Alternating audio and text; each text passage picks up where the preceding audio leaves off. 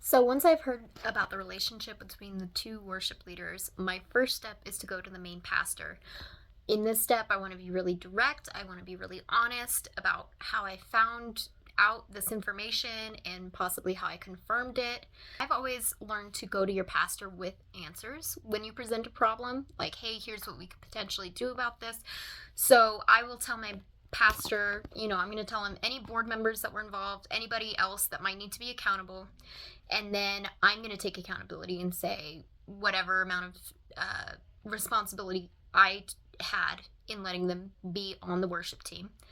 I will describe how I potentially overlooked this non marriage and have a process presented to where this is not going to happen again. So, my first thought is probably doing background checks and making sure when people say they're married and they're in leadership, okay, let's go check their marriage license, right? It's public record.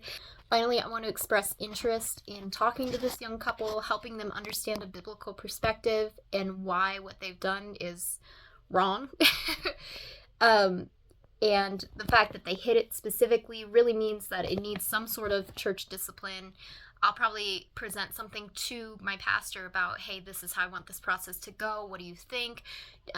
Would you like to sit in with me, or would you like to do it on your own? But I really want to make sure that through this process, I'm explaining and expressing my desire for them to be restored, to be helped, to have to be built up and not torn down, but also while protecting the church, holding to biblical moral standards for leadership, and yeah, and then I would go to step number 2.